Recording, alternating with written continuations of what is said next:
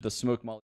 It's time to go live between Sprout and Ex-Fragsters. As we have seen the German Sproutlings do quite well recently, it is about time to see if those Danes are capable of finding a win. On my site is Yumi, and we're seeing Train, where the Germans feel fairly confident at recently.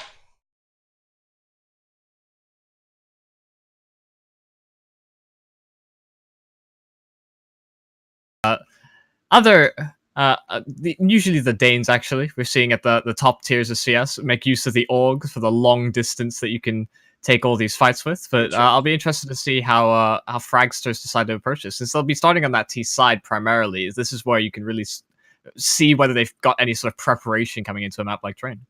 And now I have to be brutally honest with you. Do they play with 4 players? Is that legit a thing because they're roster lock? They do. I thought we had seen a 5th player in the server, like, just before the knife round got started, but I guess we are going to see 4 players on the side of Fragsters. So I'm not befoozled by the school of work. It is actually working. Fragsters with only 4 directly approaching the A side and trying to get at least something rolling. Then coming out of the smoke and rip off the head of course, Nevin, and therefore the shots are coming in. It doesn't look that brilliant for the side of Sprout at the moment, but nevertheless they have the upper hand with 1 player more. Then it's got the kit as well as the smoke, so the defuse seems to be inevitable. Both those terrorists, they gotta watch out for Faven as he's spectating his beautiful knife. He's coming in from behind, could just shoot away the first in just a second. They're keeping the attention, but Sirison can do it on his own. The last is on Electric, and Faven, he does not even need to come in. A brilliant job here from the Sprout side of things, but I mean, this is a legit handicapped Ex-Fragsters. It's about as the only way that you can really establish a handicap, right? Like in golf, you have more strokes added on this tally, but having 1 less player for a series against Sprout, I mean, granted, it's only the best of 1, but I mean, if there's some world in which Sprout lose 4 versus 5 to Fragsters, there is no world. I wouldn't know what Counter-Strike is anymore. They don't even have to really think too hard about the way that they retake. It just has to be about trading out numbers. Exactly. I mean, they're always having the upper hands. Well, talking about having the upper hands, first contact works for the Ex-Fragsters side. But I don't know what you think, Michael, but this is going to be a very cocky Fragsters, mainly going for those duels, trying to make it work with that, or alternatively trying to bait Sprout in way too many scenarios where they're just falling into an ambush. Yeah, and I'm somewhat surprised that Dennis has gone for a fast play by himself, because like we just mentioned, that if they just trade successfully, then Sprout will have every advantage, regardless of what bomb site Fragsters do decide to go to. Yeah. In one respect, I suppose, if they can get into post plants, Train is a very sort of sneaky map for those post plant situations. So if Ex-Fragsters are able to push forward or maybe just play around those trains, then they can maybe pull things back. And we've already seen Sprout lose 1 player from the aggression, so they've got equal numbers for now. And with Sirison low on the A-bomb site as well, Fragsters are looking to commit fairly soon here. They really do, and it seems like they're not trying to hit on the A side. It's Speedy there with that new shotgun, new to some degree, as he's also able to pick up the bomb. And poor Nordios might say adios anytime soon, but it's still set on the side, eliminated by Murbit. And with 6 HP, you can only dream. Especially what I like to see Speedy is adapting to. The cheapest gun besides the MAC-10, right now besides pistols, to buy. That is a Nova, in beautiful red candy apple. Definitely my favorite skin, but I don't know if those shotgun changes are really... I mean, I think there are 2 types of changes there. I think there's one type that is matchmaking changes, and there's one part that's pro team changes. I mean, the sawed-off never has been used, right? Let's be brutally honest. The sawed-off is a piece of trash. The MAC-7, I think we're somewhere talking here. No, I find it nice that there is a new edition that's cheap, and that's somewhat reliable. Yeah, the Nova is always sort of like one of the best shotguns at range. Yeah. Granted, you'll maybe only do like 20, 30 damage at a distance. I think the biggest of all the shotgun changes has to be between the other shotguns in the pool, right? You've got the Mag 7 up to 1300. Yeah. That was always a CT side favorite. I think what is the most difficult about trying to make the shotguns viable is if you look at the map pool, there's really not a lot of close up and close corners maps. Really, you have connector and overpasses. The only real place we can make use of it. Maybe drop down as well on train in that ladder room, but the shotguns are always going to struggle just because of the limited engagement angles. But coming into this gun round, Fragsters do have the AWP trying to work from distance, but of course we see the AUG that did get the $200 reinvestment back into how much it costs into the rounds, but Favin's making great use of it regardless. Really does. And that all still as powerful as before, just a little bit more dominated. You have to push to the ground. Sprout is staying strong on the site. And in a 4 versus 5 overall, you don't even have to doubt it. Faven is just doing his own show act on 6 frags. He is dominating overall. I mean, one of the biggest prodigies in the German scene after he has joined Euronics, being one of the most talented players. And since then, I mean, he had offers after he left Euronics to go to Temperstorm, which featured back then Innocent and HS, but he declined that. He had a CIS offer, he declined that, and he went with a full German lineup. It seems like that was his best decision so far.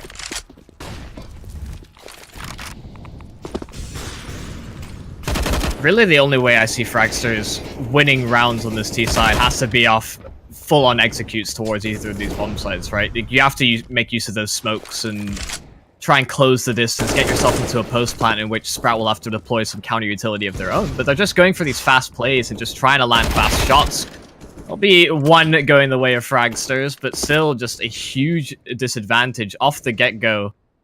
Being a man down, you can't even really make use of the fact that Train has these long rotations. You can't have a lurking presence, really, towards either of these bomb sites. It has to be 4 players committing wherever you go, which a bit dire for Fragsters. So yeah, I mean, it's going to just have to be defaults into executes for Fragsters as the only real play, because if we go for these fast plays, Sprout are just going to be able to capitalize every time. Yeah, they will be able to. They will be really able to.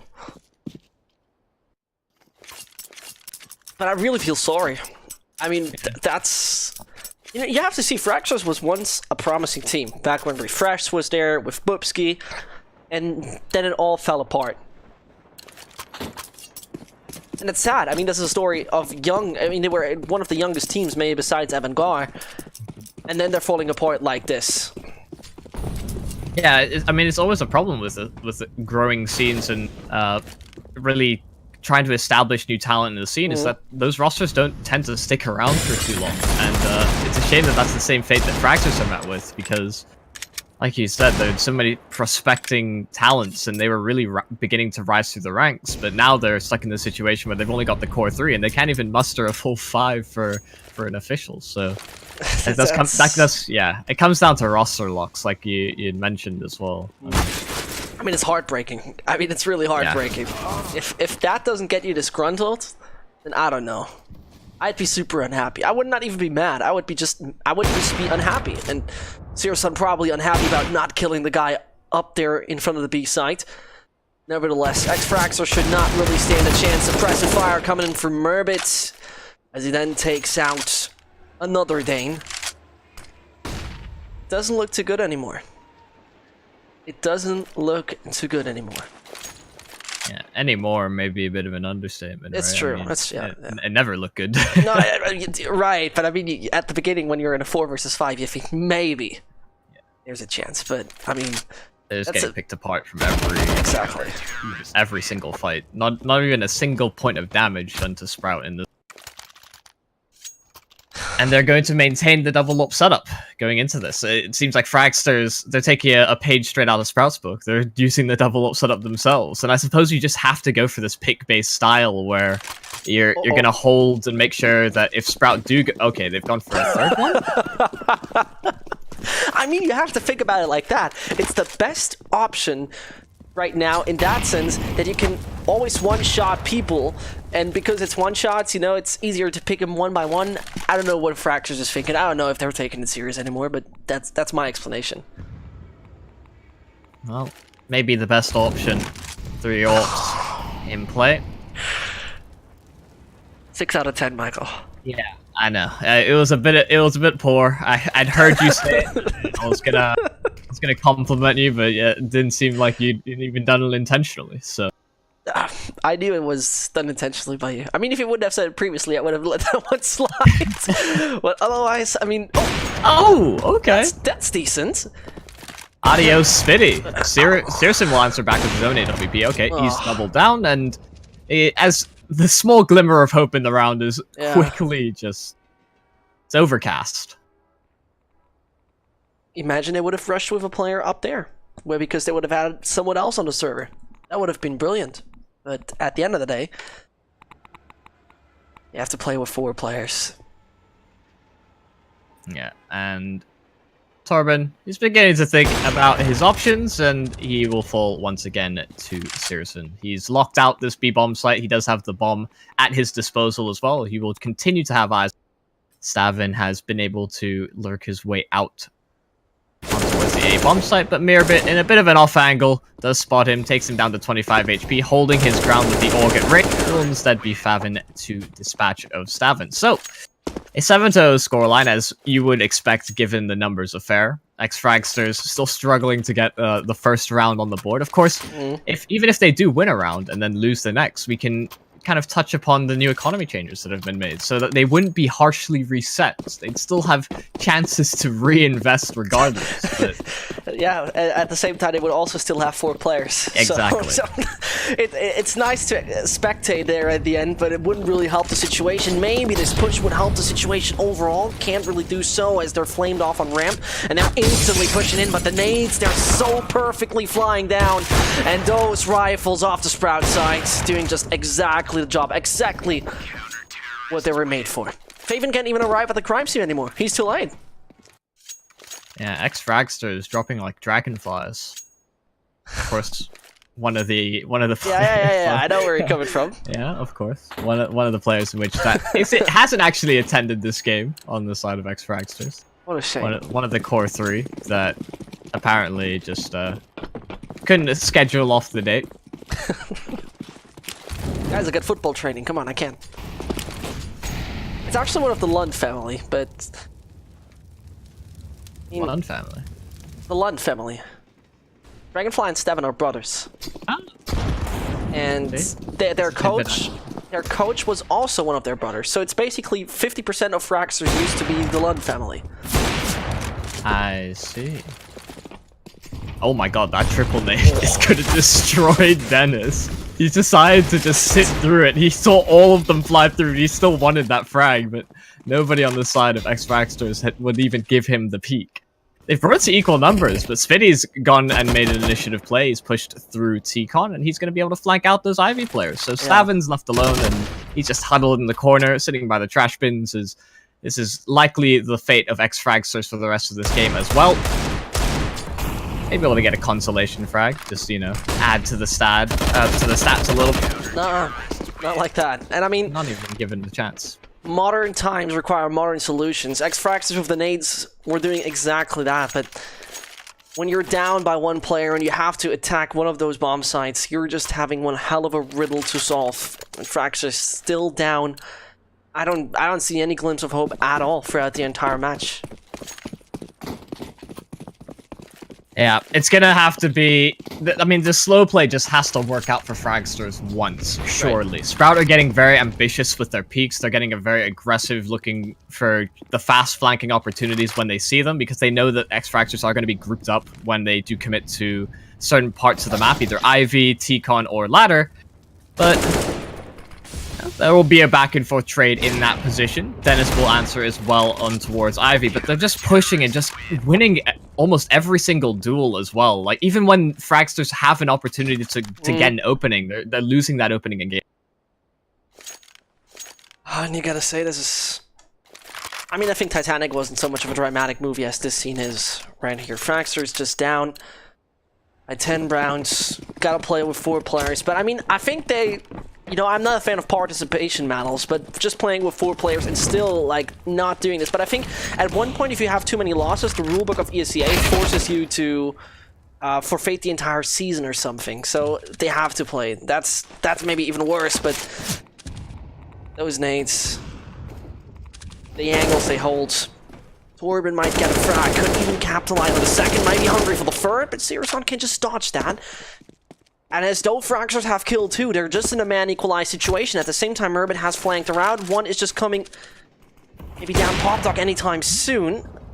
When he's ready. Gonna rip his head apart, and this could be round number 1. Yeah, they've got side control. Spiddy's the last player remaining in ladder. He's in a flanking position. He can maybe catch them out. Goldsmedan, he finishes things off. My god. It's a miracle. I thought for sure this was going to end up in a 16-0, but I mean they get those 2 entries on the bomb site, and the closest rotating player is in the connector, and he couldn't just establish a foothold on the bomb site. So Ex-Fragsters just had so much space to work with, and they played it out slow, knowing that Sprout have pushed aggressively in the past when they've shown any sort of presence elsewhere on the map. They just held for those fast flanks, and they caught Sprout out. That's painful for Sirson, as he's getting taken out early on by Goldsmedan. Urbit considers to take the op, does so in the end, and he's getting capitalized on more of not with such boost. Fragsters are really trying the best of trickery here. And it works to some degree as they have the man advantage by now. They just gotta make an entrance on any of those sites, and it might be not that easy. Sprout still has the weaponry and also the right utility. Then it starts good. Torben gets such shots, and therefore it's getting a little tricky. Sprout is really starting to come up for a second consecutive round, except Dennis has to deliver something, and he might be able to. Cannot capitalize on the second, but the bomb is on its way, en route to the B side, and that means a single German only is able to change the fact. Makes a bit of fake steps. And if they commit towards A, this has to be a round that Sprout just fully win out. Favin has so much information. He hears this player rotating back around towards the A. And he should be gifted a free kill momentarily. Savin's dropped. It's now just into the hands of Torben to bring things back for Ex-Fragsters. He does have the bomb on his back, so he doesn't have to make a huge journey. But as he goes to clear out A main, Dennis goes and blindsides him from the connector. That's another round for Sprout, and Ex-Fragsters, they can't get 2 in a row, despite the best efforts of Goldsmedan, who had found those 2 opening picks. But I think Sprout are going to start playing a little bit more reserved on the CT side. I think they may have identified that they're giving the Danes a few too many opportunities to even bring those rounds close. I mean, you don't have to play 100% at such a game at all, but I mean, take it serious to some degree, and as right now they're waiting for anti-flash. What a mistake. Fragsters capitalize on one, down on 3, but did they choose one of those slow paths again, or take one direct aggression?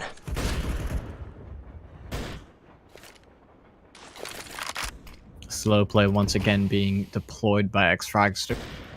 This time Sprout not establishing too much of a foothold around the map. Favin will be gifted a kill onto Stavin, as he actually lost track of the ladder. I think he had meant to catch it halfway, but his arms just couldn't reach.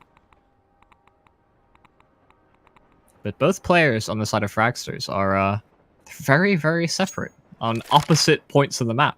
One bottom left, one top right. Ivy and the brown holes. They'll see if they can find an individual pick each way. Maybe separate, maybe even split this B bomb site if possible. If Goldsmedan can somehow lurk his way in towards back bomb or towards... So, yeah, it was a shot just landing directly beside Bourbon, and somebody was pranking him most likely. Nevertheless, now he got a good bit of information. Somebody's coming around the back lines, and the first one to hold him up, that could be nobody else than Speedy. He's staying patient. Goldsmedan coming with the utility, but he's coming out with a head less. And adios. Well, maybe he's saying adios to that bomb for the moment, but definitely that's going to be the adios to the round for Fragsters, as he just isolates himself to one position, hurt Faven from the back.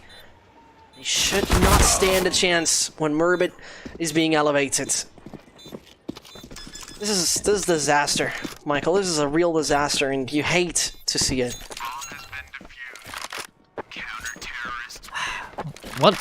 What can you even... I mean, This is really about pride for Ex-Fragsters, right? Yeah. How many rounds can you claw back from being a man down every single round in a best of?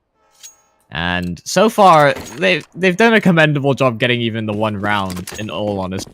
Maybe a bit of an overextension from Sprout, but nonetheless, Ex-Fragsters mitigates the ever-embarrassing 16-0, even despite their shortcomings. You know, like some eloquent men once said, what am I supposed to do? A coach. He's a coach? Either Glocks? a manager, maybe Glock. I mean, with the new eco, I think we're dodging a lot of Glocks right now. You know, back then that wouldn't have happened, but what's definitely happening is Torben falling down, same goes for Steven. And losing bonus, the new meta helps Fragsters to not end up with those Glocks. Oh, last round of the half. Maybe a second round could be picked up for this T side.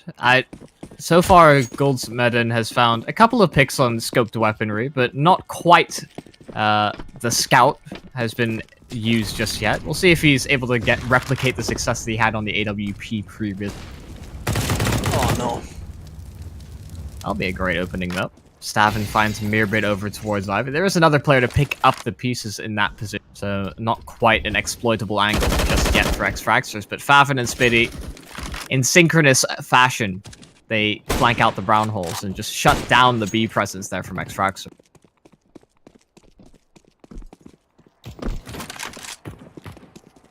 So, I mean, they got something in their hands at the moment, but the bomb is at a totally different spot.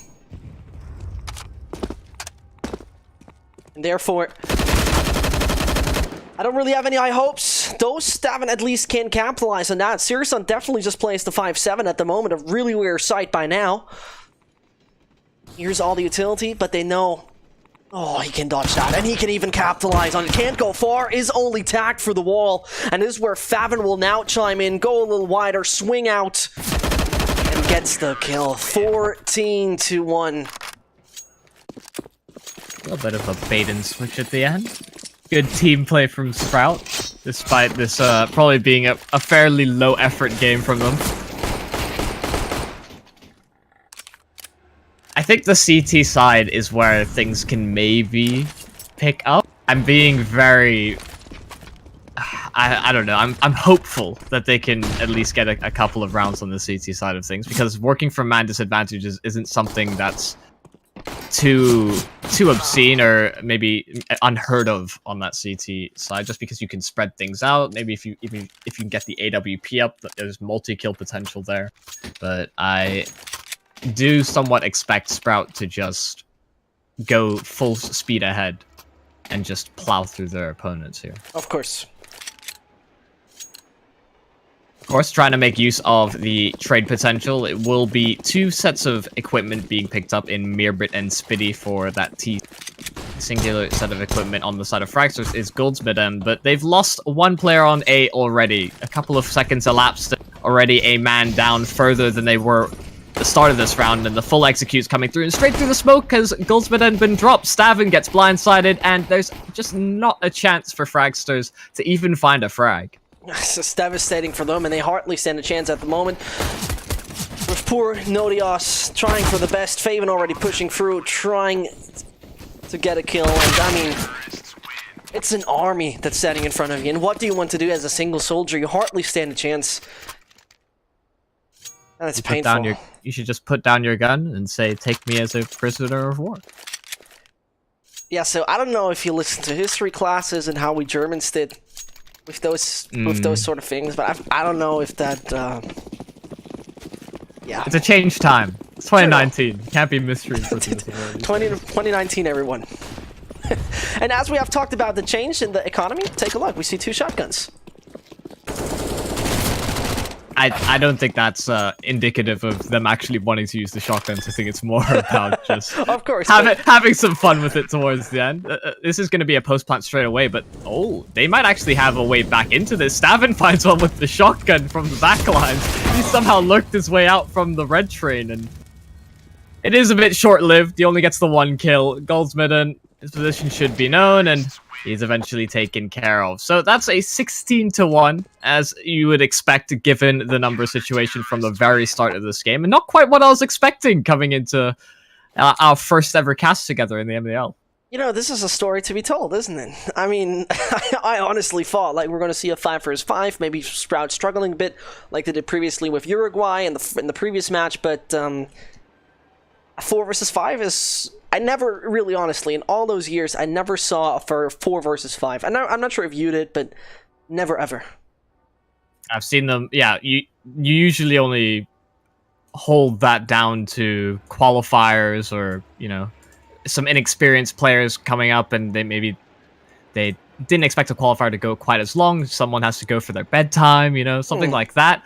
But at a level like the MDL, I mean, it's certainly somewhat unheard of, right? I mean, having a 4v5 of this nature just isn't what anybody expects. But it happened, and we saw the result as we would expect.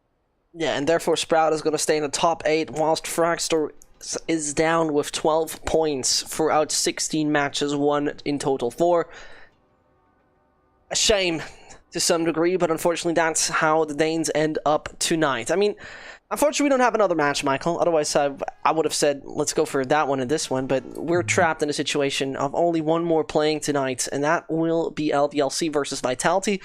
The official ESEHL is doing that, so you know, the fate has brought us into a situation where we have to end this for the moment, of course. Yeah, no problem. I was happy to have come on and cast with you. Not quite what we were expecting coming into. Of course not. Hey ho, we break the ice with the first one, and it's it's a very convincing and somewhat awkward affair. Of course, but I mean, the next one surely is going to be a 3 versus 5 then, and till that one is happening, on my side was Yumi, I'm Zesht, we're out for the moment, thank you very much for watching, and bye-bye.